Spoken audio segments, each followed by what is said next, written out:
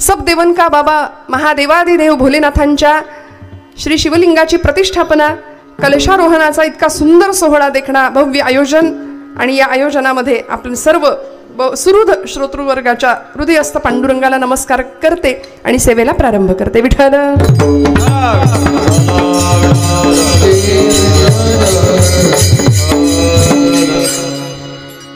कुठेही जा, आमचा महिला वर्ग जरा जास्त संख्येने असतो, आहे की नाही? हो म्हणा, आहे की नाही? आपण मग आजचा दिवस पण आपलाच. तयार आहात सगळ्या? फ्रेश, एकदम छान, रिलॅक्स. मी काय यांच्याशी जास्त बोलते, कारण सगळं करून यावं लागतं. म्हणजे घरचं बघा, बाहेरचं बघा, आलं गेलं बघा, रांधावाडा, उष्टी काढा, कीर्तन ऐकायला या, कीर्तन करायला या, आहे की नाही? मग आपल्याला कौतुक नको का? मग एवढं सगळं बघायचं. आणि सगळ्यात महत्त्वाचं म्हणजे 8 ते 10 ही आमची झी मराठीला द्यायची वेळ आहे की नाही? बघा, माना एवढ्या छान हलताय, हो म्हणतायत. आहे, काळजी करू नका, रिकॅप एपिसोड असतो उद्या परत, त्यामुळे तेही टेन्शन नाही.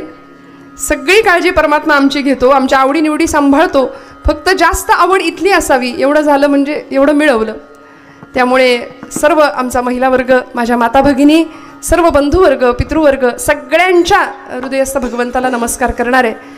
जगद्गुरु संतश्रेष्ठ श्री तुकोबरायांचा 4 चरणांचा अत्यंत पवित्र, बऱ्याच जणांच्या माहितीतला, पाठातला असा हा अभंग, गाथेमधला सकळ संतांचं महात्म्य सांगणारा. आणि अमृतासारखं जीवन काय असतं, अमृताच्या वेलीला अमृताचंच फळ येतं आणि त्याच प्रकारच्या बीजाचा उत्तरोत्तर विकास कसा होतो, जीवनामध्ये संतांचा संग किती महत्त्वाचा आहे आणि त्या संग केल्यामुळे जीवनाची परिणती कशात होती, हे सगळ्याचं सार सांगणारा हा अभंग आहे. विठ्ठल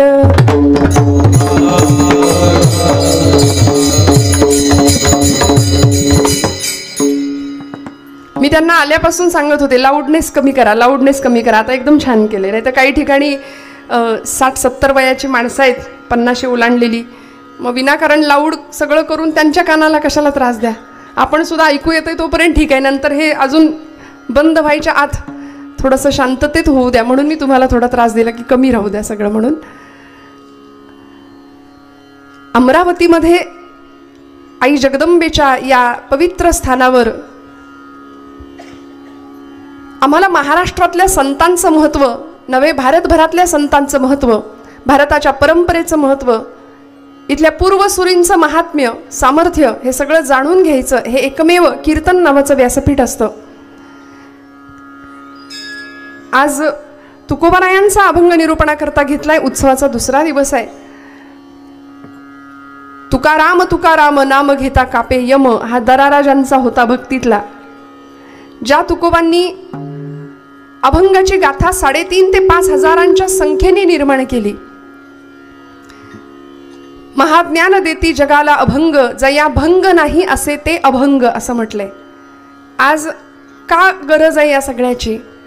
आमचा समाज दुभंग होतोय आणि दुभंगणाऱ्याला समाजाला अभंग करण्याचं शाश्वत सामर्थ्य जर कशामध्ये असेल तर ते संतांच्या अभंगामध्ये आहे. आणि म्हणून तुकोबा असतील, ज्ञानोबा असतील, नाथबाबा असतील, आमचे नामदेव महाराज असतील, भागवत धर्माचा प्रचार प्रसार करणारी, या सगळ्यांनी एक पताका खांद्यावर घेतली.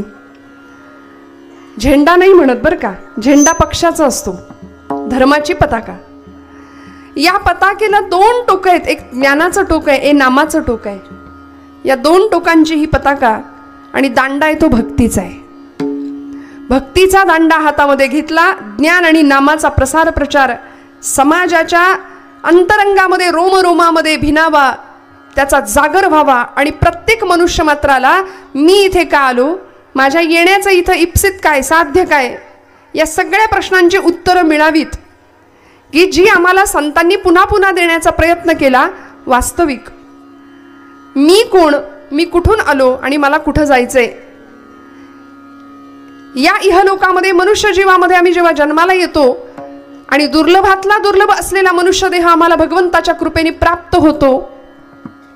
आचार्य म्हणाले, दुर्लभम त्रयमेव एतत् देवानुग्रह हेतुकम मनुष्यत्वम मुमुक्षुत्वम महापुरुष संश्रयः. सगळ्यात दुर्लभ 3 गोष्टी सांगितल्या, मनुष्यत्व, मुमुक्षुत्व आणि संश्रय, आश्रय महापुरुषांचा. पहिल्यांदा माणूस म्हणून जन्माला येणं कठीण, दुर्लभ 84 लक्ष योनी मात्रांमधून नरदेह प्राप्त झाला. त्या नरदेहानी प्रत्येक इंद्रियाचा वेगवेगळा मात्रास्पर्श आपण अनुभवतो. डोळ्याने बघतो, एक जण कवी म्हणाले, ध्वनी परिसतो, कानी पदी चालतो, जिव्हेने रस चाखतो, मधुरही वाचे आम्ही बोलतो, हाताने बहुसाल काम करीतो, विश्रांतीही घ्यावया, घेतो झोप सुखे, फिरून उठतो, ही ईश्वराची दया. कल्पना करा ना, जीवनामध्ये मिळालेला प्रत्येक दिवस, प्रत्येक सूर्योदय हा तुमच्या माझ्याकरता भगवंतांनी समोर दिलेला मोठा चमत्कार आहे. आम्ही आज सुद्धा असं म्हणतो की भगवंत आहे तर मग का नाही अवतार घेत. प्रत्येक युगात अवतार जर घेतोय तर आज समाजामध्ये आजूबाजूला बघितलं तर मर्यादेपलीकडचं जीवन आपण पाहतोय, अनुभवतोय. मग भगवंत आता येत का नाही. रोज सृष्टीतला नवीन कोरा करकरीत दिवस भगवंत तुम्हाला मला देतोय, नवीन श्वास देतोय. सूर्यनारायण रोज नव्या रूपामध्ये, त्याचं सगुण रूपामध्ये, साकार रूपामध्ये असलेलं दर्शन आम्हाला भगवंत देतोय. निर्गुण निराकार परमात्मा सगुण रूप म्हणजे आपला रोजचा सूर्योदय आहे, जो की आजच्या पिढीला माहितीच नाही. आम्ही सगळे सूर्यवंशी आहे की नाही, कितीतरी वेळाने उठतो सूर्योदयानंतर. पण ही परंपरा इतकी उज्ज्वल आहे की या परंपरेमध्ये, या महाराष्ट्रामध्ये, या मातीमध्ये आम्हाला जन्म घ्यायला मिळाला. हे तुमचं माझं भाग्य आहे. आपण संतांचे वारस आहोत या अर्थाने की खऱ्या अर्थी मनुष्य जन्माला आल्यानंतर इथे काय करायचं या सगळ्याची उत्तरं तुम्हाला कुठेही शोधायला जायची गरज नाही श्रोते हो.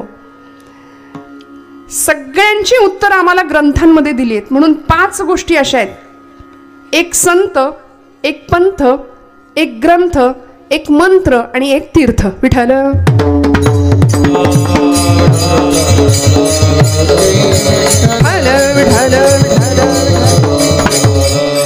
जीवनामध्ये 5 गोष्टींची असलेली कास कधीच न सोडता जर आम्ही व्यवस्थित आचरणशील या पद्धतीने जर जगलो आणि संतांनी घालून दिलेल्या मार्गावर जर जगलो, कारण यच्च यावत जीवाच्या शाश्वत कल्याणाचा विचार फक्त संतांनी केलाय श्रोते हो. तुमचं माझं सर्वतोपरी कल्याण व्हावं असं संतांशिवाय कुणालाच वाटत नाही.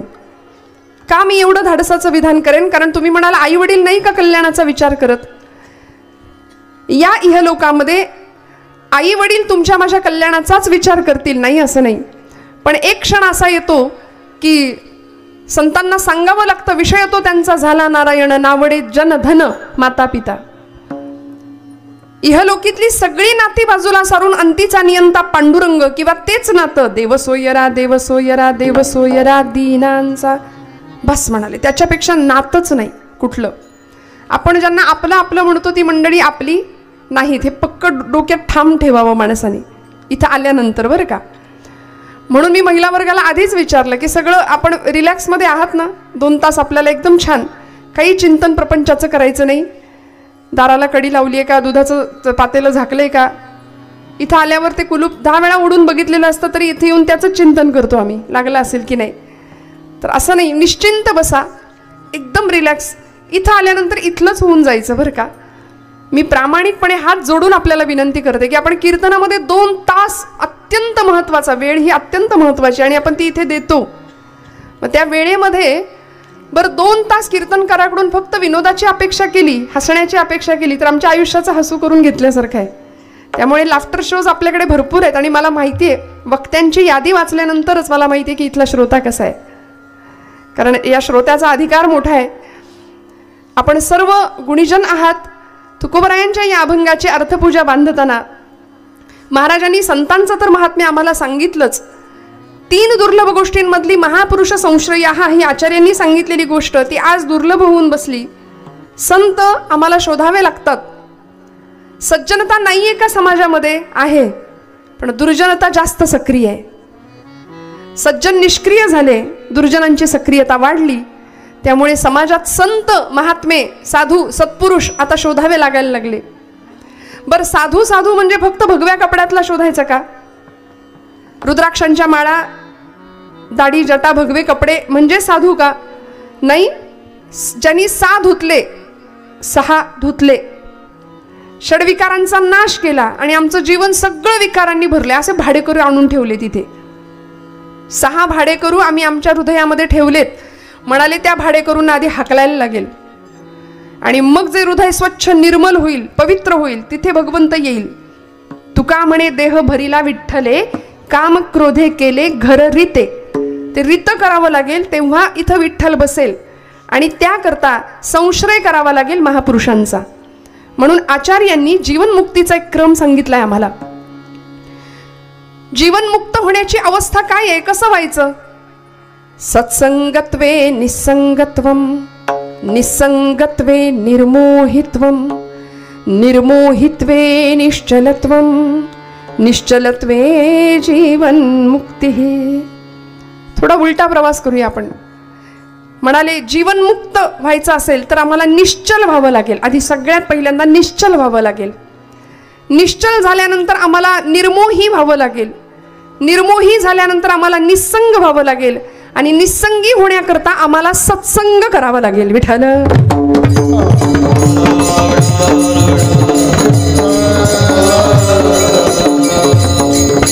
आपण सगळे जागे आहात ना? खूप लक्ष देऊन जागेपणी आपण श्रवण करणार आहात. मग या सत्संगाकरता जीवनामध्ये अशा काही पुरुषांकडे, अशा लोकपुरुषांकडे, लोकोत्तर महात्म्यांकडे, पूर्वसुरींकडे डोळे उघडे ठेवून आम्हाला बघायला लागेल की ज्यांनी आम्हाला निरंतर जागवण्याचंच काम केलंय. निरंतर. कारण तुम्ही म्हणाल आम्ही झोपलोत का? आत्ता तर जागे आहोत. पण अनंत काळापासून ही चालत आलेली परंपरा की आम्ही देहानी डोळे उघडे ठेवले तरी मन आमचं निद्रिस्त आहे. आणि त्या निद्रिस्त झालेल्या, बरं फार लांबचं नको, स्वातंत्र्य मिळाल्यानंतर आजपर्यंत एवढी वर्ष झाली आमच्या भारताला स्वातंत्र्य मिळून, मला खरं सांगा आजचा तरुण जागा आहे का? आम्ही जागे आहोत का? मग ते खऱ्या अर्थीचं जागेपण जे आहे ना, विचारांचं जागेपण, आचाराचं जागेपण, ते आम्हाला मिळावं याकरता संतांनी आपल्या विचारांनी इथं ही भूमी सिंचित केली, सिंचन केलं आपल्या विचारांचं. आणि आम्ही ते सगळं सोडून मानसिक शांततेसाठी किंवा आमच्या ज्याला मराठीत फ्रस्ट्रेशन म्हणूया, असं म्हटलं की लवकर कळतं, फार नैराश्य, नुसता ताण तणाव अखंड सगळं आहे हो, सगळं आहे. परवा एक आजोबा भेटले, 7 पिढ्या बसून खातील एवढा होतं त्यांच्याकडे. म्हटलं आजोबा एवढं आहे तुमच्याकडं, तरी सुद्धा आता का बरं चेहरा असा पडलाय? का तुम्ही असे म्लान? काही टेन्शन आहे का? काही त्रास आहे का? म्हणले बाई ग अगदी खरं आहे तुझं, 7 पिढ्या बसून खातील एवढं मी कमावलंय, पण 8वी पिढी काय खाईल याची चिंता लागली. म्हणले किती वाईट आहे हे बघा, किती ताण घेऊ आम्ही. बरं बाकीचं राहू द्या, उत्तम आयुष्य मिळाल्यानंतर सुद्धा जर आम्ही उत्तम, भगवंतांनी उत्तम सृष्टीमध्ये जन्माला घातलंय, उत्तम नरदेह दिलाय, अव्यंग देह दिलाय, तरी सुद्धा आम्ही असे मुडदूष चेहरे करून जर त्याच परमात्म्याच्या सृष्टीमध्ये राहिलो, जगलो, तर ते त्याला आवडणार नाही. अनंत कोटी ब्रह्मांड नायकांनी सृष्टीचा पसारा निर्माण केला, एकटा होता. वेदवचन सांगतो एकोहम बहुस्याम, अनेक व्हायची इच्छा झाली त्याला. म्हणून आपल्या मायेचा आधार घेतला, पुरुषांनी प्रकृतीचा आधार घेतला आणि सृष्टीची निर्मिती केली. या निर्मितीमध्ये त्यांनी अनेक जीव निर्माण केले. म्हणून आपली निर्मिती आहे ना मानवांची, ती मनूपासून आहे बरं का. भागवतकार सांगतात ते मनू आणि शतरूपा असं. म्हणून आमचा पहिला पूर्वज मनू आहे खरं तर. आणि ते डार्विन उत्क्रांतीवाद वगैरे मानवाची रचना माकडापासून झाली जे काही सांगतात ते आपले धर्म, आपलं नाही बरं का, ते त्यांचे असतील वंशज, त्यांच्यापासून झालेले, आपले नाही. आपण मानवापासूनच आहोत. भगवंतांनी ही सृष्टी निर्माण केली आहे आणि या सृष्टीमध्ये एवढं मोठं ब्रह्मांड आहे, अनंत कोट ब्रह्मांड नायक म्हणतो आपण त्याला, कोटी ब्रह्मांडाचा नायक. मग त्या ब्रह्मांडामध्ये अनेक प्रकारच्या, ज्याला आपण मराठीमध्ये सूर्यमाला म्हणतो बघा, आहे की नाही, गॅलेक्सीज, असंख्य सूर्यमाला, असंख्य ग्रह आहेत, तारे, नक्षत्र. त्याच्यामध्ये आपली सूर्यमाला आहे, ज्याच्यामध्ये पृथ्वी नावाचा आपला छोटासा ग्रह आहे. थोडं बारकाईने ऐका.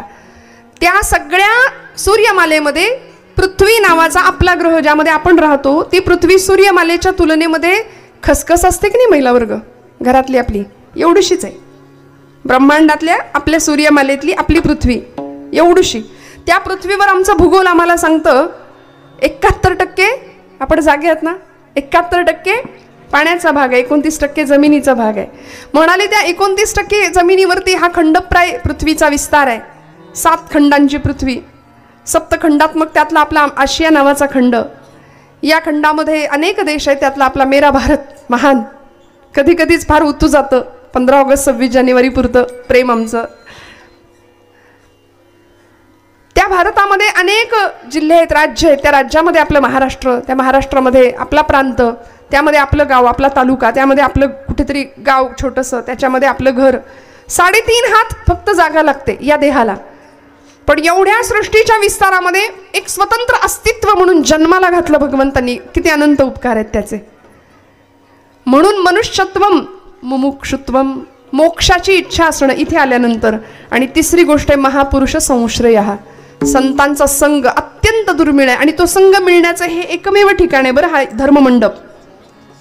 आणि म्हणून आज तुकोबराय आम्हाला सांगतायत की तुम्हाला जर संतांचा संघ करायचा असेल, भगवंताकडे मागताना त्यांनी एवढंच मागितलंय, मला दुसरं काही नको, मला अशी माणसं ओळखण्याची दृष्टी दे की ज्यांचं जीवन अमृतासारखं आहे. कारण तुकोबराय सांगतात अमृताची वेल जशी असते तसं अमृताचं फळ असतं प्रथम चरणापासून. अमृताची फळे अमृताची वेली, अमृताची फळे अमृताची वेली, अमृताची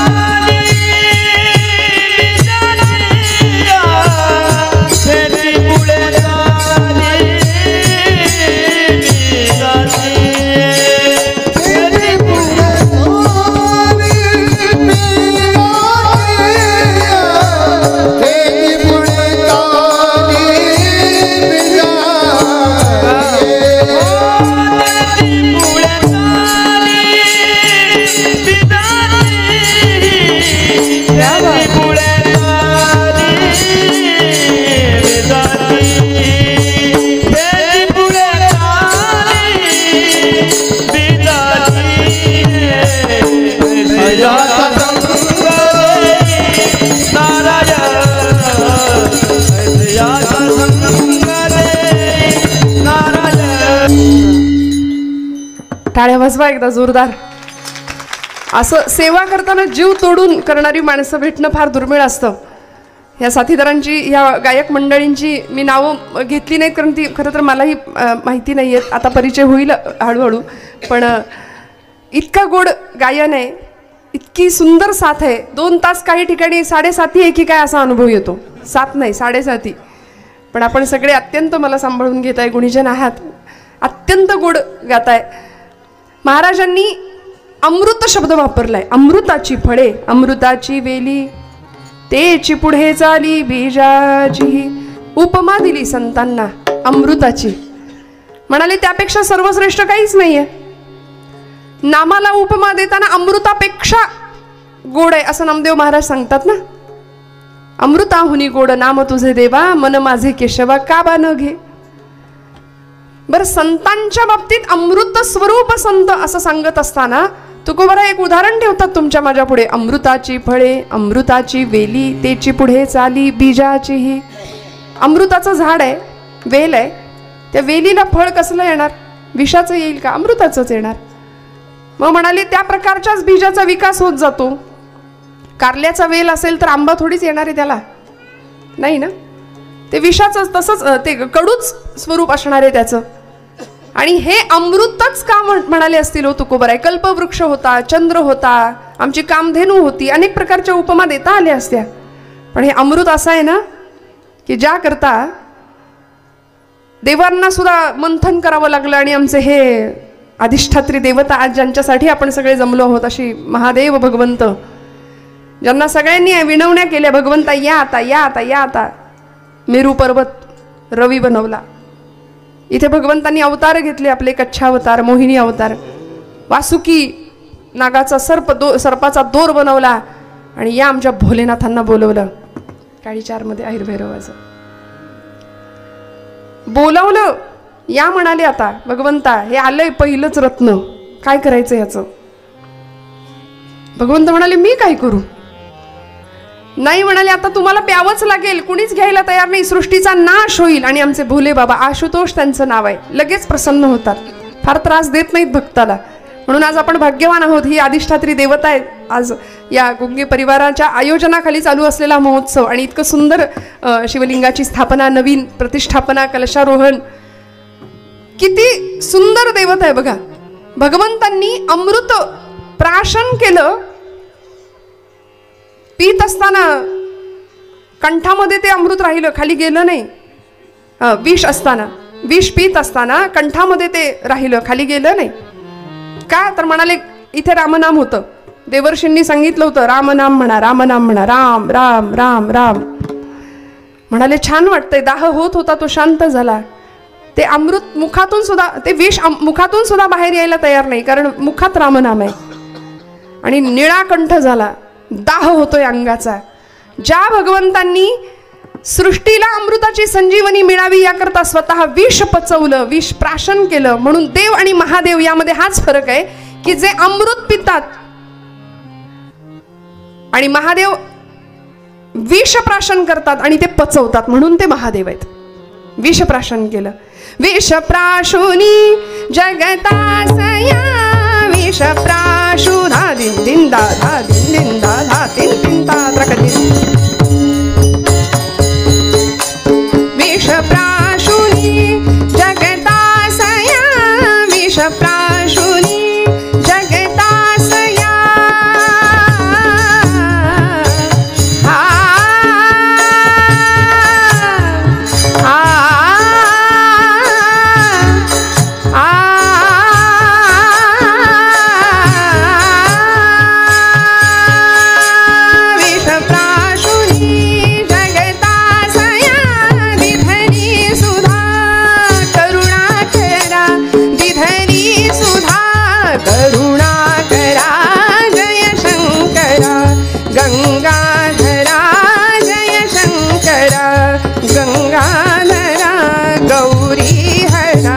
गिरिजावरा विपदाहरा शशिशेखरा, जय शंकरा जय शंकरा.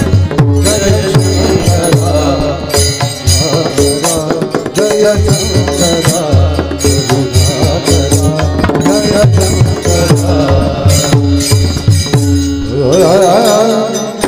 ज्या भगवंतांनी विष प्राशन केलं आणि अशी ही अत्यंत सुंदर अशी देवता, अमृत सगळ्या जगाला दिलं, देवतांना प्राप्त झालं. मग हे अमृत श्रेष्ठ आहे तुकोबांच्या दृष्टीने, आमच्या संतांच्या दृष्टीने. आणि संतांना ही उपमा दिली अमृताची. दैत्यांकडे आलं, ते म्हणाले अमृत नाही. त्या मोहिनीने फसवलं ना, ती म्हणाली हे एकाच घटामध्ये आहे. फसले सगळे दैत्य, मोहात फसले, भुलले. आणि ती मोहिनी सांगते, माया होती भगवंतांची, मोहिनी अवतार भगवंतांचा.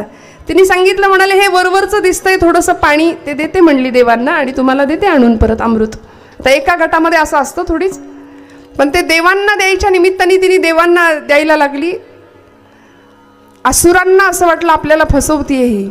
आपल्या सगळ्यांना तो प्रसंग अर्थात माहिती आहे, मी विस्ताराने नाही सांगणार. पण या प्रसंगामध्ये म्हणाले देवांना अमृत मिळालं, दैत्यांना काय मिळालं? अमृततुल्य.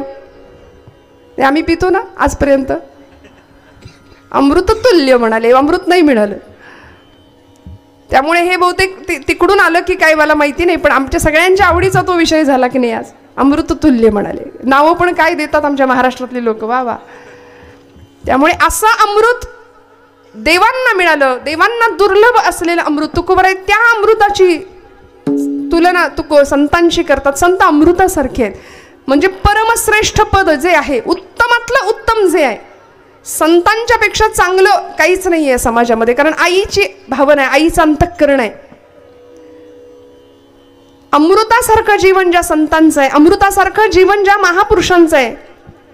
बरं, अमृतासारखी माणसं ओळखायची कशी हो? समोर जाऊन संत ओळखता येतात का?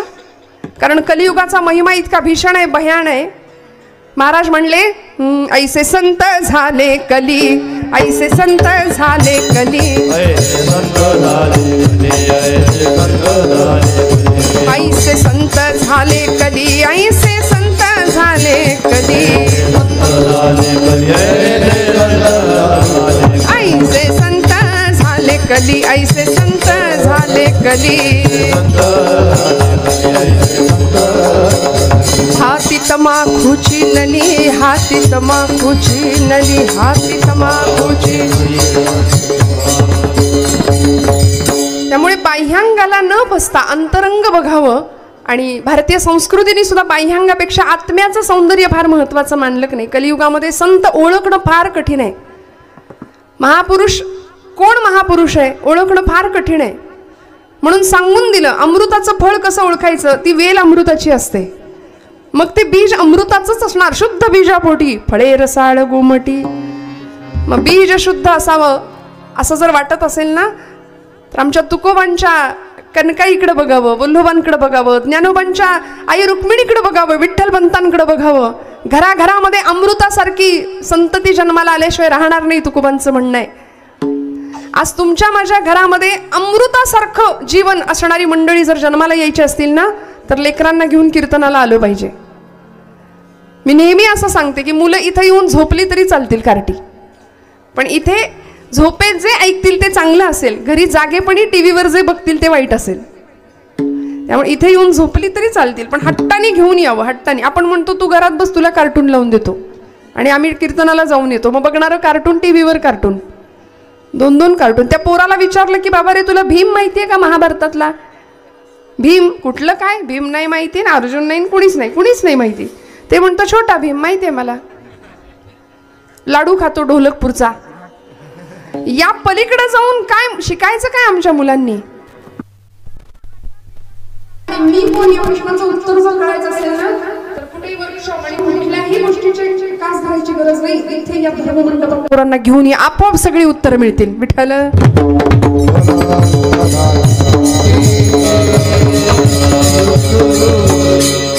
त्यामुळे तुकोबांनी अमृत कसं ओळखायचं म्हणाले, अमृतासारखी माणसं कशी ओळखायची. या भूमीमध्ये कलकत्ता प्रांतामध्ये एक असा योद्धा संन्यासी जन्माला येऊन गेला. योद्धा कधी संन्यासी नसतो आणि संन्यासी कधी योद्धा नसतो, पण ज्यांना उपमा दिली लोकांनी योद्धा संन्यासी, असे आमच्या भारताचे महापुरुष. अमृतासारखं जीवन होतं आणि जगाला सांगितलं. जेव्हा परदेशात जायचे ना, तेव्हा सगळ्या जगाला सांगायचे, कारण तो धर्म होता ख्रिस्ती धर्म, ख्रिस्ती मिशनऱ्यांचा असा आचार होता. तुम्ही सगळे पापी आहात म्हणायची ती मंडळी. तुम्ही सगळे पापी आहात, ईश्वराला शरण जा, आमच्या येशूला शरण जा, असं सांगायचे. त्यावेळी या महात्म्यांनी जगासमोर असा संदेश मांडला, काही काळजी करू नका म्हणाले, तुम्ही सगळे परमेश्वराचे अंश आहात, अमृतस्य पुत्र आहात, असा संदेश दिला. तुम्ही अमृताची लेकरं आहात, अमृतस्य पुत्र आहात. तुमच्या प्रत्येकाचं जीवन अमृतासारखं आहे. कशाला काळजी करता? आपण सगळी ईश्वराची लेकरं आहोत. आणि हे जगाला सांगणारा तो पुत्र या भूमीचा, या मायभूमीचा सुपुत्र होता. भुवनेश्वरी आईचं नाव, वडिलांचं नाव विश्वनाथ बाबू दत्त, कलकत्त्याच्या हायकोर्टाचे सुप्रसिद्ध वकील होते. आणि या मुलाला इतकं सुंदर घडवलं, वाढवलं. 16व्या वर्षी चटकपटक बोलण्याचा गुण येतो की नाही आमच्या पोरांच्या अंगात. बघा तुम्ही, घराघरामध्ये 16, 17, 20 वर्षाची मुलं झाली की आई बापालाच विचारतात काय केलं आमच्यासाठी. विचारतात ना, काय केलं आमच्यासाठी. आता सातबाराच्या उतारावर आमचं नाव लावा. आता काय करणार आमच्यासाठी तुम्ही, काय केलं. तुम्ही जे करता ते कर्तव्यच आहे, असं उलट सुलट बोलणारी पिढी ज्यावेळी घरात जन्माला येते ना, तेव्हा मला वाटतं या अमृतपुत्राचं चरित्र, तुकोबांचं चरित्र, ज्ञानोबांचं चरित्र या पिढीला ऐकवलं पाहिजे. हे टाळ्या वाजवा जरा यांच्यासाठी. वा वा. आता ही उठणार नाही आहेत शेवटपर्यंत. तुमच्यासाठी टाळ्या वाजल्या ना, हलायचं नाही. आता मस्त गोष्टी ऐका रोजच्या कीर्तनामध्ये. रोज यायचं, रोज रोज. नाहीतर ते गाता माझी सटकली करत गावभर हिंडणारी पोरं आहेत आत्ता सध्या. वराती पुढे नाचणाऱ्यांची टोळीच्या टोळी बनतीये. लहानपणापासून जर आम्ही नाही त्यांना या पद्धतीचं सतत बाळकडू ज्याला म्हणतात ना ते देण्याची फार गरज आहे. कसं होईल अमृतासारखं जीवन? या लेकरांनी विचारलं, बाबा तुम्ही माझ्यासाठी काय ठेवलंय मागे, काय केलंय माझ्यासाठी? विश्वनाथ बाबू होते, वडील होते, माता भुवनेश्वरी होती. आईने सांगितलं, लेकरा नरेंद्र नाव होतं लहानपणीचं. म्हणाले, नरेंद्रा आतमध्ये जो आरसा आहे की नाही आपल्या कपाटाचा, त्या कपाटाच्या आरशासमोर जाऊन उभा राहा, तुला तुझ्या प्रश्नांचं उत्तर मिळेल, तू कोण आहेस किंवा आम्ही तुझ्यासाठी काय ठेवले. आणि तो खरंच गेला, आरशासमोर उभा राहिला आणि स्वतःचं प्रतिबिंब पाहिलं. उत्तर मिळालं हो. टचकन डोळ्यातनं पाणी आलं आणि वडिलांना उलट प्रश्न विचारला, त्याचा पश्चाताप झाला. कारण उत्तर मिळालं होतं की खरंच इतका सुंदर देह, इतकी सुंदर देखणी शरीरयष्टी, बुद्धिमत्ता, स्वतःच्या बुद्धिमत्तेवर पूर्ण विश्वास, उत्तम कार्य करण्याची इच्छाशक्ती, कल्पनाशक्ती, हे सगळं मातापित्यांनी संस्कार स्वरूपामध्ये, बीज स्वरूपामध्ये माझ्यामध्ये कधीच पेरलंय. स्वतःच्या आचरणांनी ते बीज असं असं पुढे पुढे पुढे पुढे तेची पुढे चाले बीजाची, ते आलं ना माझ्यात. मग आता यापेक्षा आई वडिलांनी काय ठेवायचं असतं मागे? आम्हाला काय वाटतं, आमच्या लेकरांना, आम्हाला जे मिळालं नाही ते आमच्या लेकरांना सगळं मिळावं म्हणून त्यांनी मागायच्या आधी आम्ही सगळं देतो. त्याला बाईक देतो, गाडी देतो, पैसे देतो, पॉकेट मनी देतो, मोबाईल देतो. आणि मग ते डबडा असा हातात घेऊन घरातले वडील, पिता, माता काहीतरी विचारत असते त्याला, अरे ऐक ना, अरे बोल ना, अरे हो. त्याचं तोंड मोबाईलमध्ये, तोंड वर करण्याचा सुज्ञपणा किंवा ती नम्रता सुद्धा नाहीये, अशी भीषण परिस्थिती निर्माण झाली. मोबाईलमध्ये तोंड आहे, बोलायला तयार नाही नीट. आणि मग अगदी अरे ऐक मी काय म्हणतोय असं म्हटल्यावर मग कपाळावर 100 आठ्यांचं जाळं, जणू काही सगळ्या जगाचं टेन्शन आम्हालाच आहे, काय आहे म्हणून ओरडायचं. नाही हो, तुम्हाला सगळ्या प्रश्नांची उत्तर आमच्या तरुण पिढीला मिळायची असेल ना, तर ही चरित्र आम्हाला अभ्यासावी लागतील, की जी फक्त तुम्हाला आता कीर्तनातच मिळणार आहेत, दुसरीकडे कुठे नाही या चरित्रांचं गायन वाचन होणार आहे. त्यामुळे सर्वांगीण जीवनाचा उद्धार आणि परिपूर्ण जीवन जर बनवायचं असेल तर कीर्तनाशिवाय पर्यायच नाही. आता विठ्ठल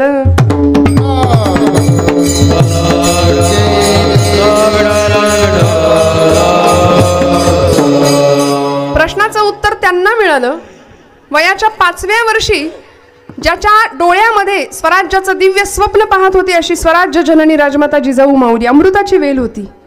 5 वर्षाच्या लेकरांनी विचारावं, आई माझा वाडा कुठे आहे, माझा घोडा कुठे आहे, माझं सैन्य कुठे आहे? पुण्याच्या भूमीमध्ये आल्यानंतर राखेचे डोंगर साचले होते, माणसं परागंदा झाली होती, देशोधडीला गेली होती. इतकी भीषण अवस्था होती. आपल्याच माणसं आपल्याच घरामध्ये शिरून सुलतान, मुघल, आक्रमक आपल्याच घरच्या बाया बापड्यांना ओढत बाहेर नेलं जात होतं. आपल्या डोळ्यासमोर आपलं लुटताना बघण्यापलीकडे इलाज उरला नव्हता देशबांधवांकडे, आमच्या समाज बांधवांकडे. इतकी भीषण परिस्थिती होती. आणि या वयामध्ये 5-6 वर्षाचं वय स्मशान झालं होतं. महाराष्ट्रामध्ये सुलतानशाहीची आक्रमणं, मुघलांची आक्रमणं व्हायला लागली, राखेचे डोंगर, माणसं परागंदा व्हायला लागली, धर्मांतरण करायला लागली, धर्म बदलायला लागली. नको बाबा म्हणाले हा हिंदू धर्म. इतकं दूषित भीषण वास्तव समोर असताना आई आपल्या 5 वर्षाच्या लेकराच्या डोळ्यात स्वराज्याचं स्वप्न बघतीये. आणि तो मुलगा म्हणतो माझा वाडा कुठे आहे, घोडा कुठे आहे? आई म्हणते बाळा इथं वाडा नाही, इथं घोडा नाही, हे सगळं तुला निर्माण करायचंय, करशील का बोल? आणि 5व्या वर्षी उत्तर दिलं, हो आऊसाहेब, आपला आशीर्वाद आणि श्रींची इच्छा असेल तर हे राज्य होईल, ही काळ्या दगडावरची रेष आहे. म्हणून 16व्या वर्षाचं वय लागतं ना लागतं तोपर्यंत रोहिडेच्या डोंगरावर रोहिडेश्वराच्या समोर उभे राहिले आणि याच महादेवाच्या साक्षीने 150 मावळ्यांच्या धारोषण रक्ताचा अभिषेक करून स्वराज्याची शपथ सुद्धा घेतली. हो, जटाटवी गलज्जल प्रवाह पावितस्थले गले वलंब्य लंबितांभुजंग तुंग मालिका डमट डमट डमट डमन निनाद वड्डमरवयं चकार चंड तांडवं तनोतु न शिव शिवम् जटाकटाह संभ्रम भ्रमन्निलिंप निर्झरी विलोल वीच वेल्लरी विराजमान मूर्धनी धगत धगत धगत ज्वलल्ललाट पट्ट पावके किशोर चंद्रशेखरे रति प्रतिक्षणं मम. हर हर हर हर महादेव. जागर होता सैन्याचा, कारण हे देवा तू विष प्राशन केलंस, स्मशानेश्वा क्रीडा हे तुझं भाग्य भगवंता. वेताळांच्या भूतांच्या सहवासात राहिलास, सर्पगळ्यामध्ये अडकवलेस. खरं तर तुझा वर्ण कसा, काय भगवंतांचं वर्णन आहे? कर्पूर गौरम करुणावतारम संसारसारम भुजगेंद्रहारम सदा वसंतं हृदयारविंदे भवं भवानी सहितं नमामि. कर्पूर गौर असलेला भगवंत, कापरासारखा रंग आहे भगवंतांचा, गोरा. गात्रम भस्मसितं सितं च हसितं हस्ते कपालम सितं असं म्हटलंय. कंठे हार सित सितस्तु वृषभः कर्णे सिते कुंडले. सगळंच. गंगा फेन सीता सीता मलजटा भाले सितश्चंद्रमा. सीत म्हणजे पांढरं शुभ्र असे भगवान शिव आहेत. पण चिताभस्म अंगाला फासलं, स्मशानात राहिले, विषप्राशन केलंस भगवंता, सगळं सहन केलं. आता ती तुझी जी ताकद आहे ना, आज तू आम्हाला दे विषप्राशन करण्याची. कारण जगाला अमृत द्यायचं असेल तर आम्हाला विषप्राशन करावं लागेल, हे आम्ही तुझ्याकडून शिकलो. आराध्य दैवत होतं तुळजापूरची तुळजाभवानी, इष्ट आराध्य देवता होती छत्रपतींची. का? अमृतासारखं आयुष्य घडवलं आईनी, मार्गदर्शक म्हणून मागे उभे राहिली. आणि मग असा विस्तार होत गेला ना स्वराज्याचा. अमृताची फळे अमृताची वेली तेची पुढे चाली बीजाची. कितीतरी उदाहरणं सांगता येतील श्रोते हो. आज असं अमृतासारखं जीवन जर आम्हाला जगायचं असेल, आमच्या दृष्टीने असं संपन्न जीवन पुढच्या पिढीला द्यायचं असेल, बघा ना आजचा पालक वर्ग प्रत्येक वेळी मुलांना काय शिकवतो? मोठा हो, खाऊन पिऊन तब्येत छान कमव, भरपूर मोठा हो आणि काय कर, खूप पैसा कमव. बस एवढंच जीवनाचं ध्येय आम्ही शिकवतो. भरपूर पैसा कमव, भरपूर मोठा हो, पण या देशाचा उत्तम सुजाण नागरिक हो, उत्तम माणूस म्हणून जगासमोर प्रदर्शित हो, हे सांगायला आम्ही विसरतो. म्हणून मला असं वाटतं ही चरित्र फार गरजेची आहे. तुकोबांच्या आई कणकाईने आणि बोल्होबानी काय भक्ती करावी, काय आदर्श ठेवावा समोर महाराजांच्या. बोल्होबा असे पंढरपूरला गेले, पिढ्यांची परंपरा होती, देवाकडे काही मागायचं नाही, उभे राहायचे आणि भगवंतांनी मान खाली घालावी, ही परंपरा. आई रुक्मिणी विचारायच्या, आई साहेब का हो मान का खाली घातली? भगवंत म्हणायचे, बघितलं नाही कर्जदार आलाय दारात. म्हणायचे कर्जदार? हो. सावकार दारात आलाय म्हणायचे, सावकार. आणि सावकार दारात आला की कर्जदारांनी मान खालीच घालायची असते. भगवंत असे मान खाली घालून उभे. कारण इतकं कर्ज आहे या मंडळींचं माझ्यावर, नामाचं भक्तीचं ऋण आहे.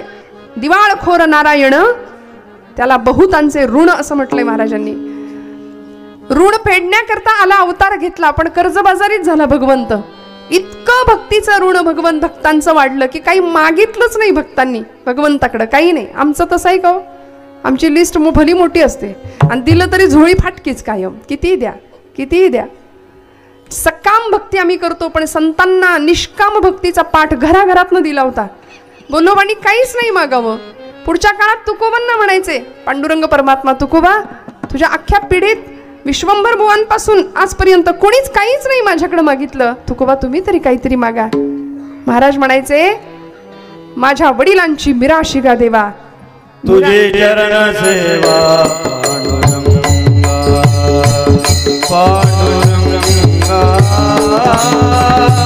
तुझी चरण सेवा पांडुरंगा, तुझी चरण सेवा पांडुरंगा, तुझी चरण सेवा.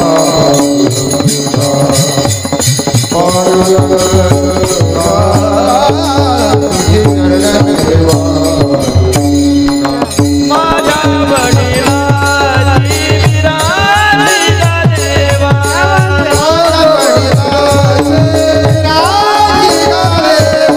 देवा, माझ्या वडिलांची मिराशिगा देवा,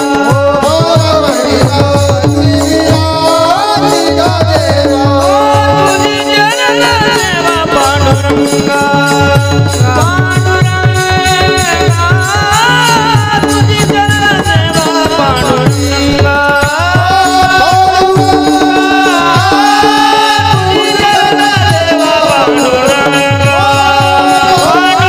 देवा, तुझी चरण सेवा पांडुरंगा,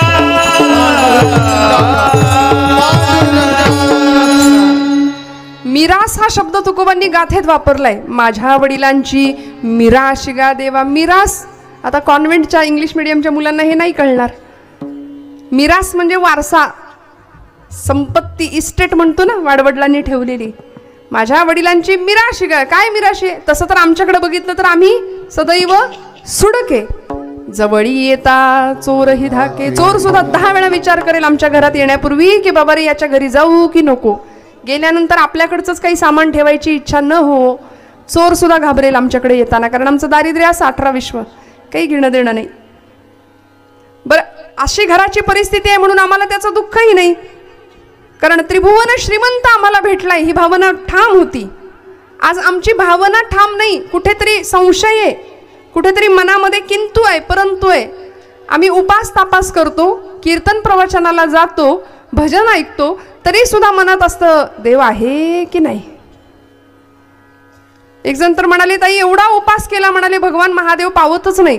तुम्ही म्हणला तर देव बदलून बघू का, दत्ताची उपासना करू का, दत्त पण पावे ना. म्हणले जाऊ का देवीकडं, जाऊ दे. म्हणाले जाऊ का पांडुरंग. अरे किती भगवंत सगुण रूपामध्ये साकार झाला तो तुमच्या माझ्याकरता, पण तो एकच परब्रह्म आहे हे जेव्हा ठाम मनात ठेवू, तो अनेक रूपांनी नटला. कोणी त्याला शंकर म्हणतं, कोणी विष्णू म्हणतं, कोणी दत्त म्हणतं, कोणी देवी म्हणतं, पण आमचा संशय पक्का झाला, बळावला की देव आहे की नाही इथपर्यंत आम्ही.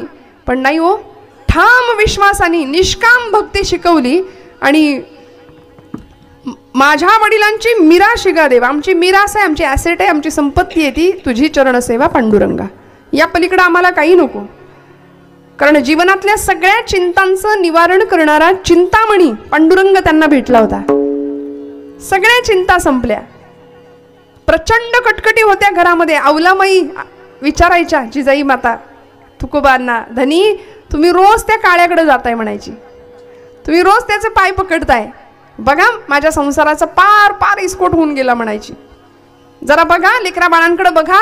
तुकोबा म्हणायचे आवले काळजी करू नको, ज्यानं चोच दिली तो चारा देणारच आहे ग. प्रपंच बाजूला सारून परमार्थासाठी बाहेर पडले. याचा अर्थ असा नाही तुकोबा आम्हाला शिकवतात अशी प्रपंचाची दशा करा, असं नाही. हे फार डेंजर आहे बरं तरुण पिढीसमोर असं सांगायला गेलं की ते म्हणतात संतांनी कर्तृत्व नाकारलं, प्रपंच बाजूला ठेवला, नीट कामच नाही केली. असं नाही. तेच तुकोबा तुम्हाला मला सांगताना हेही सांगतात जोडून या धन उत्तम व्यवहारे, पण उदास विचारे वेच करी हो, उदास विचारे वेच करी हो, उदास विचारे वेच करी हो, उदास विचारे वेच करी.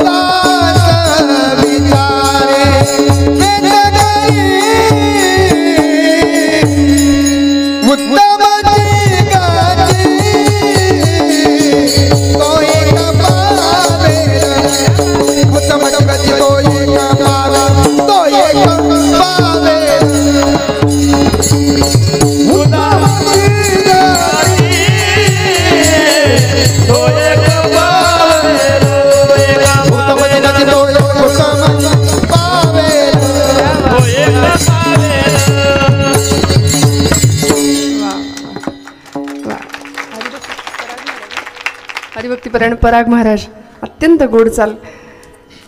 अशी 7 असली की कीर्तन 12 वाजेपर्यंत चाललं तरी चालतं आहे की नाही? काय म्हणणं आहे तुमचं यावर? वा वा, बघा आत्ता तरी हो म्हणतायत. 11 वाजवले की मला असे दाखवतील. 11 नाही, 10 पर्यंतच आपलं टाईम लिमिट आहे. पण मला सूट दिली आहे जरा. 15-20 मिनटं म्हणाले ताई चालेल पुढं, असं म्हणालेत मग अशी काका. पण हरकत नाही, तुम्हाला कंटाळा येणार नाही इथपर्यंत, अजिबात ताणणार नाही, काळजी करू नका. वक्ता तोच चांगला ज्याला कुठं थांबायचं हे कळतं. पण आपण सुज्ञ आहात, अतिशय उत्साहाने आणि इतके शांततेत आपण श्रवण करता आहात. महाराजांचा अभंगही तितकाच गोड आहे. मी सांगत होते महाराजांनी उत्तम प्रपंच करा असंही आम्हाला सांगितलंय बरं का. जोडून या धन उत्तम व्यवहारे, उदास विचारे वेच करी. उदास या शब्दाचा अर्थ आम्ही असं घेतो की निष्क्रिय. उदास या शब्दाचा अर्थ असा घेतो की उगीच हसायचं नाही, बोलायचं नाही, डावीकडे बघायचं नाही, उजवीकडं काही नाही, आपलं एक असं ते घोड्याला लावतात की नाही तसं चालायचं. फक्त माझा प्रपंच, माझी मुलं बाळं, माझा संसार, माझं घरदार, माझी जमीन जुमला, माझं माझं माझं माझं सगळं माझं. अहंता आणि ममता या 2 गोष्टींनी इतकं कवटाळलं आम्हाला. अहंता आणि ते ममता म्हणजे विठाल विठाल विठाल विठाल विठाल.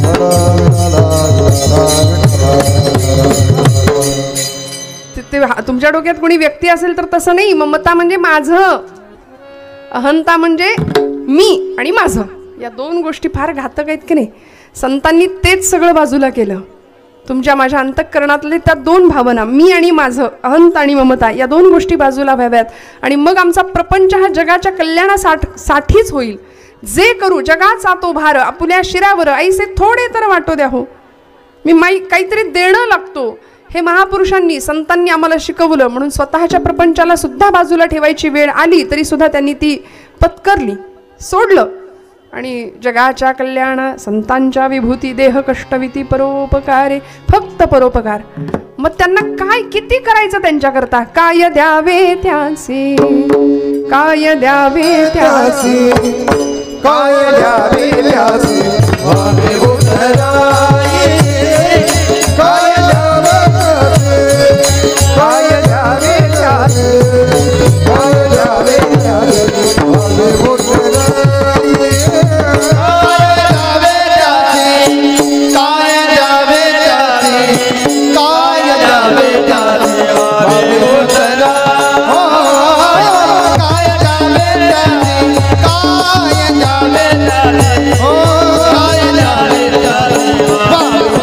काय द्यावे त्यासी भावे उतराई, ठेविता हा पायी जीव थोडा. महाराज म्हणले जीव ओतला पायावर तरी चालेल.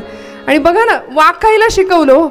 आज समाजामध्ये जिथे जिथे योग्यता, पवित्रता, शीतलता, शांतता, जिथे गेल्यानंतर आपल्याला शांत वाटेल. ओळखायचं कसं संतांना? आज भगवी कपड्यातलीच माणसं फक्त संत आहेत असं नाही. उत्तम प्रपंच करणारी सज्जन माणसं सुद्धा समाजामध्ये आजूबाजूला आहेत. ओळखायचं कसं? ज्यांच्या जवळ गेल्यानंतर आपल्याला शांत वाटेल. अशी वखवक वखवक नाही, उगीच त्रासले पण नाही, त्रागा नाही. जिथं गेल्यानंतर चिरंतन शांततेचा अनुभव येईल त्यांना संतच म्हणूया.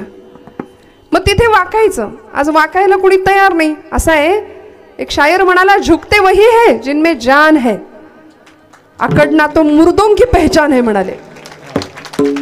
मग आम्ही तसे आहोत का? आम्ही जिवंत माणसं आहोत. हाडामासाचं उत्तम शरीर भगवंतांनी पंच भौतिक आम्हाला दिलंय. अनंत उपकार आहेत संतांचे, परमेश्वराचे. त्या उपकाराची जाणीव ठेवून जीवनातला प्रत्येक श्वास तुमचा माझा घेतला गेला पाहिजे. आणि म्हणून काय द्यावे त्यासे भावे उतराई, ठेविता हा पायी जीव थोडा. म्हणून या महापुरुषांकडे, संतांकडे अमृतासारखं आयुष्य मिळालं, परंपरेने मिळालं. ते संत तुम्हाला मला मिळाले म्हणून आमचं जीवन अमृतासारखं करण्याचं भाग्य आमच्या वाट्याला येऊ शकतं. पण हे केव्हा? म्हणाले त्यांच्या पायाशी जाल तेव्हा. कुणाच्या पायाशी? आत्ता ज्यांची आपण वर्णनं ऐकली ते संत ओळखायचे कसे, लक्षण काय, हे सगळं ऐकायचंय आपल्याला. पण महाराज म्हणाले, मला अशांचा संग दे की ज्यांच्या वचनाला सुद्धा भगवत प्रेमाची ओल असेल. अभंगाचं 2रं चरण. ऐसी याचा संग, ऐसी याचा संग, दीनानाथ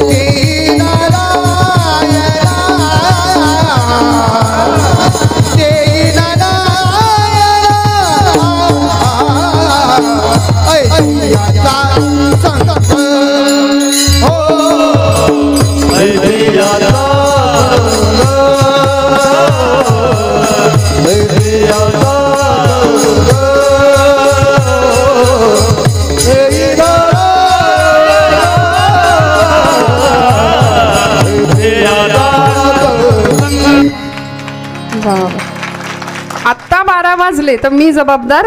विठ्ठल विठ्ठल विठ्ठल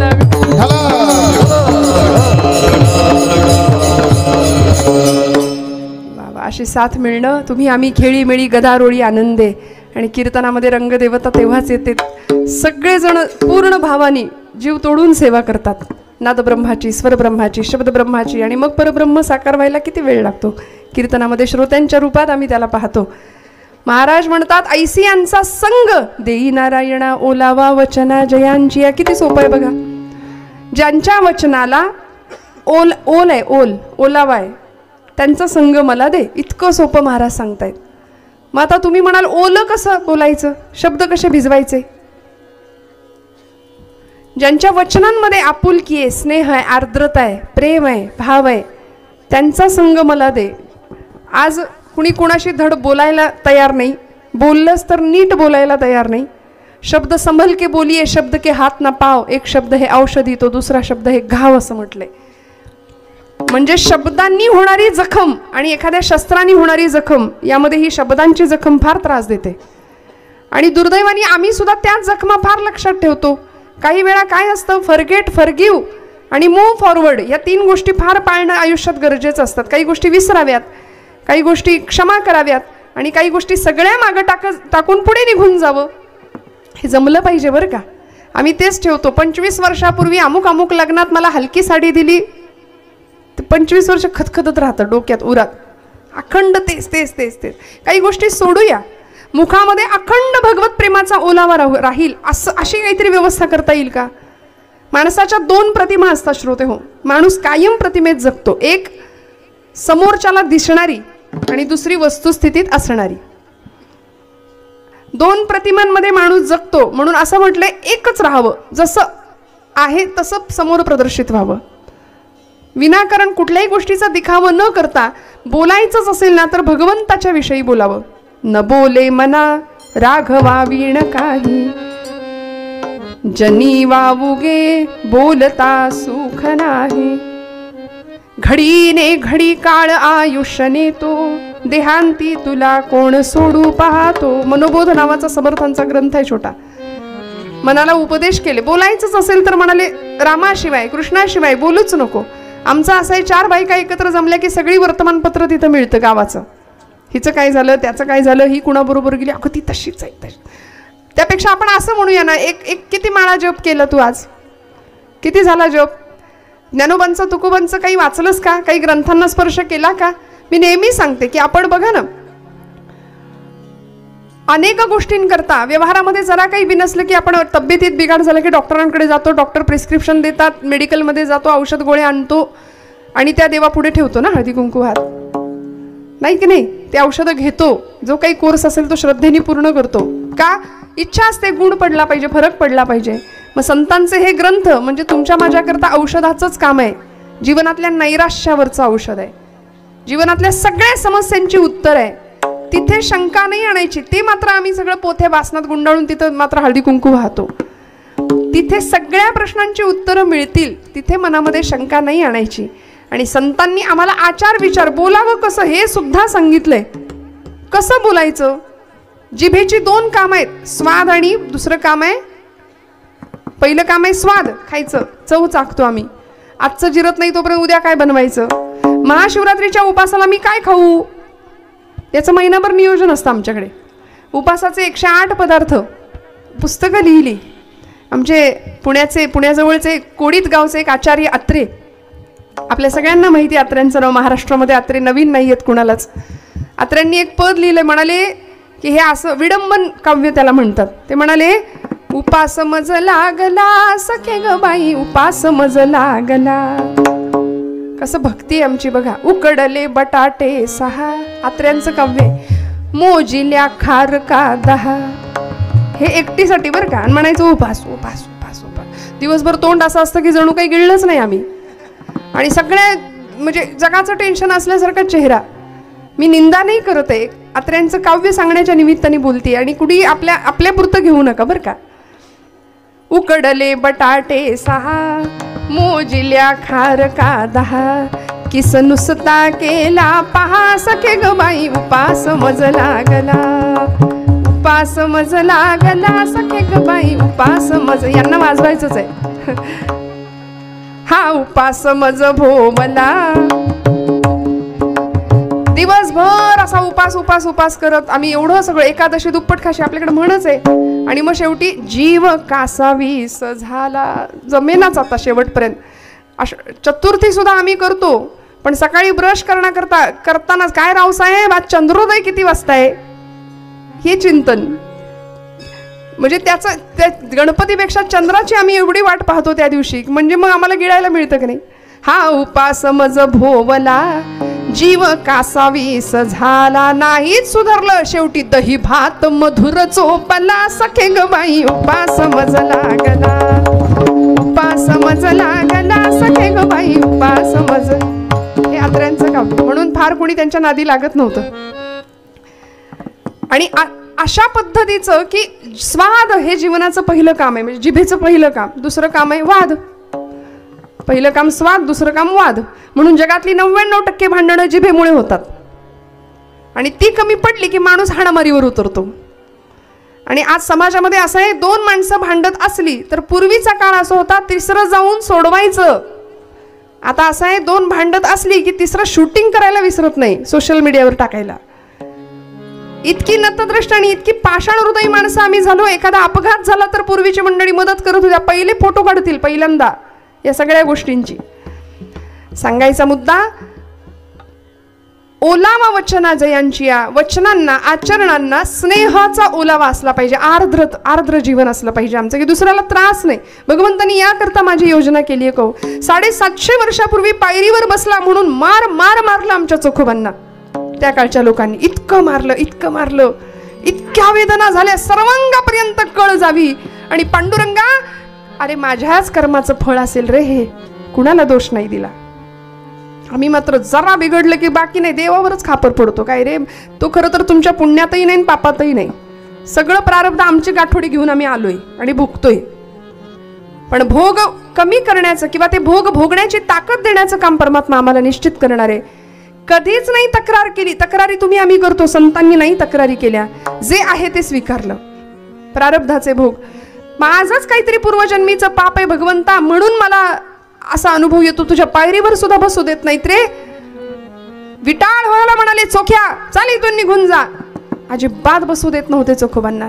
पण तरी सुद्धा भगवंताला बघायचे. सावळे सुंदर रूप मनोहर, राहो निरंतर हृदयी माझ्या.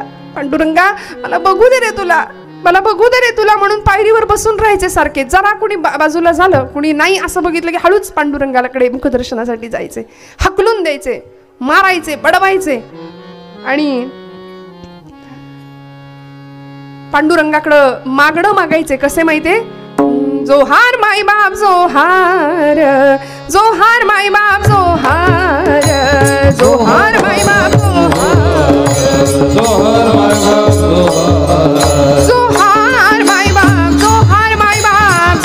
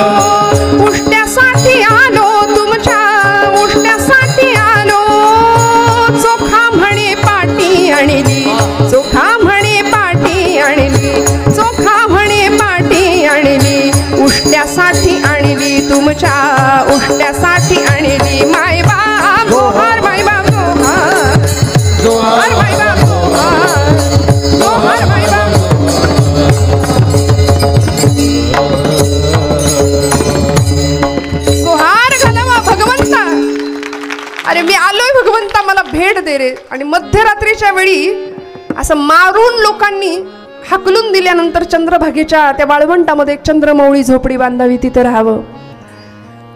पांडुरंग परमात्म्यानी वेश बदलून जावं, चोखोबांना मार लागलाय म्हणून हातापायाला चोळून द्यावं, दाबून द्यावं, सेवा करावी. तुका म्हणे त्याचा देव सर्व भार चालवी, कामार होऊन या. गडी व्हावं, सेवक व्हावं, दासांचा सुद्धा दास व्हावं, हातपाय चेपून द्यावेत आणि म्हणावं, अरे चोख्या, अरे कशापायी जातोस तिथं, कशापायी हट्ट करतो, भगवंताच्या दर्शनाचा मार खातोस. नाही नाही, पांडुरंगाच्या दर्शनात जे सुख आहे ना ते कुठंच नाही. सुखाचे जे सुख चंद्रभागे तटी. सगळ्या सुखांचं परम सुख, परम धन मला त्या विटेवर बघायला मिळतं. मला जाऊ द्या. अरे चोख्या, एवढा मार खातोस, ते बडवे पुजारी तुला इतके मारतात, कशापायी काय जातोस? तुला आत्ता भेटायचंय का म्हणले? कोण आले? पांडुरंग स्वतः आलेत. चल म्हणाले, तुला आत्ता नेतो म्हणून राऊळात नेलं, गाभाऱ्यात नेलं मध्यरात्री. आणि भगवंतांनी सोबत आलेले एका वृद्धाचं रूप घेतलं होतं, वृद्धवेशी ब्राह्मणाचं. गायब झालं आणि मूर्तीत चैतन्य प्रगटलं. पाषाणामध्ये चैतन्य निर्माण करण्याचं सामर्थ्य संतांकडे होतं, तुमच्या माझ्याकडे नाही. नामदेवांकरता भगवंत येत होता, चोखोबांकरता येत होता. जनाबाईंना आला सुळावरती देताना भगवंतांचं तेज प्रकट झालं, सगळ्यांना अधिकार कळाला. आज तुमच्या माझ्याकरता येत नाही, कारण तुम्ही आम्ही देवासाठी रडत नाही, आम्ही प्रपंचासाठी रडतो. माझा मुलगा, माझी मुलगी, माझा पती, माझा नवरा, माझा सासरा, प्रपंचासाठी इतके रडू. पण खरं सांगू का, मी हात जोडून सांगते, खूप लक्ष देऊ नये का, प्रपंचासाठी कितीही करा, तुम्ही कितीही करा, मुलांसाठी करा, बाळांसाठी करा, लेकरांसाठी, नातवंडा पंतवंडा सगळं करा, पण प्रपंच म्हणणार नाही तुम्ही केलं म्हणून. सख्खी लेकरं सुद्धा म्हणतात तुमचं कर्तव्यच होतं, काय विशेष केलं, पण माझ्या भगवंतासाठी एवढंच करा. पत्रम पुष्पम फलम तोयम यो मे भक्त्या प्रयच्छति तदहं परुतुम भक्त्यामी अश्नामी प्रयुतात्मनः. काहीही दिलं, थोडस एवढंसं दिलं, पत्र पुष्प फल तोय, तरी मला चालेल म्हणाले भगवंत.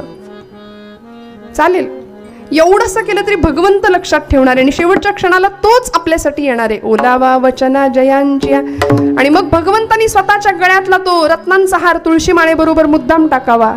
आपल्या सगळ्यांना कथा माहिती आहे की ज्या रत्नहार गायब आहे म्हणून दुसऱ्या दिवशी सगळ्यांनी चोखोबांना पुन्हा बडवावं, मारावं, चंद्रभागेच्या शेजारी असलेल्या चोखोबांच्या गळ्यात रत्नहार दिसावा, पुन्हा त्यांना वाळवंटात शिक्षा द्यावी. पण काय हो, या सगळ्यातून मिळालं काय? खरं सांगू का, मिळालं ते परमधन की जे कुणालाही नाही मिळत, असं धन मिळालं. भगवंतांनी सांगून ठेवलं, पंढरपूरला या, माझं दर्शन घ्या, पण माझ्या आधी माझ्या भक्तांचं दर्शन घ्या. म्हणून नामदेवांकडून समाधी बांधून घेतली समोर चोखोबांची, ज्यांच्या अस्थी सुद्धा विठ्ठल विठ्ठल बोलत होत्या. नामदेव महाराज म्हणले, हाडं उचलायचं, अस्थी उचलायची, कानाला लावायची, विठ्ठल विठ्ठल नाद आला की जमेस धरायची, ती चोखोबांची असती. मंगळवेड्याच्या गावकुसवाच्या तटबंदीचं काम चालू असताना गावकूस अंगावर कोसळून कामगार मेले, त्याच्यामध्ये आमच्या चोखोबांचा देहांत. आणि मग या प्रकारे अस्थी गोळा करून आणल्या आणि तिथं समाधी आज पंढरपुरामध्ये. आधी चोखोबांचं, मग नामदेव पायरीचं दर्शन, आणि मग म्हणतो पांडुरंग परमात्मा, मग मी तुम्हाला भेटेन. म्हणून अशा संतांचा संग देऊया. काय होतं, काय आचार होता. उत्तम सेवन शीतळ कंठासी, पुष्टकांती तैसी दिसेवरी. उत्तम सेवन, खायचं काय, आचार काय करायचा. आता या सगळ्याचा आचार भ्रष्ट समाज आजूबाजूला आम्ही पाहतोय. आमच्याकडे परवा खूप मोठा सण झाला महाराष्ट्रात. कुठला हो? 31 डिसेंबर. मला आलं उत्तर पटकन, म्हणजे त्याला आम्ही सण म्हणतो हे निश्चित. विठ्ठल विठ्ठल विठ्ठल.